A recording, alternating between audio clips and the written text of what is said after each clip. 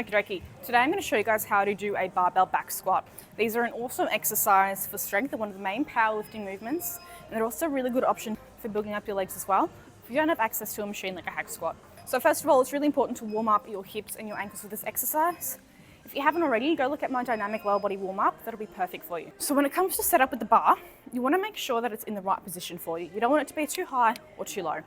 So I like to have it sitting just below my shoulder like this. If you find that it's not in the right position for you, you can adjust it on the squat rack.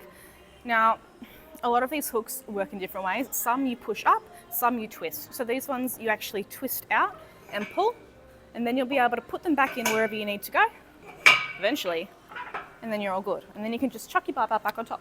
Now, you should be familiar with a squat. I do not encourage doing these unless you are proficient with a normal squat and a goblet squat first. But nonetheless, we'll go through it. So with the squat, you want to maintain a foot position roughly around hip width apart. It depends on you as a person and your mobility and your range of motion, what works best for you. I like to go slightly further than hip width and have a pointed out toe as well. From there, I'm going to make sure that my butt's tucked in, my core's nice and tight, and then drive through your knees and your hips to get nice and low. You want to try and get to at least parallel.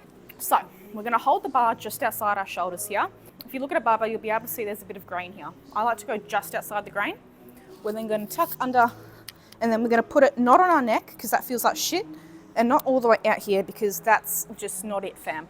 So we're going to put it about here on the squishy part of our back, and then come up, take a couple steps back, and get into our squat position.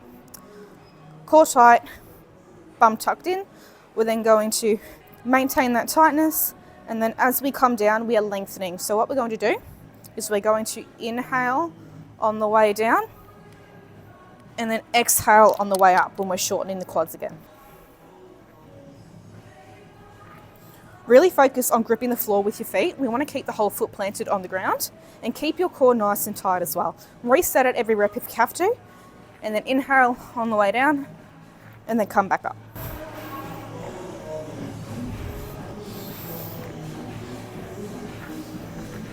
There you go. Now, depending on your mobility and if you have actually warmed up, you might struggle to get low into the movement, in which case my easiest fix is to actually grab a couple of light weight plates, just like these, and pop them on the floor roughly where your feet would be, and then you're going to put your heels on them in the movement.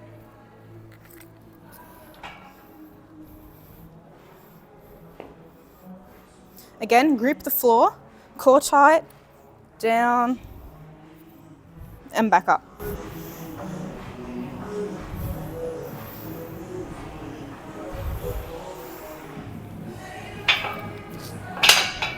When it comes to these movements, it's a big movement, it's a challenging movement, so take it slow. Do not start with too much weight too soon. Build yourself up slowly. The last thing you want is for your legs to give out or your core to give out, because that'll be a fucking shit show. Now, one common mistake that I do see when people do these is they actually arch their back a little bit like this, and then they ask me why the fuck the back hurts when they squat. That's why. So that's why I'm really emphasizing tuck your bum in, keep your core tight, and then come down cohesively, and you should be all right. But often I find if there's no mirrors around for you to watch yourself squat, record it so you can check your form that way. I hope this helps, and if you would like more videos on how to do different exercises in the gym, don't forget to like and subscribe.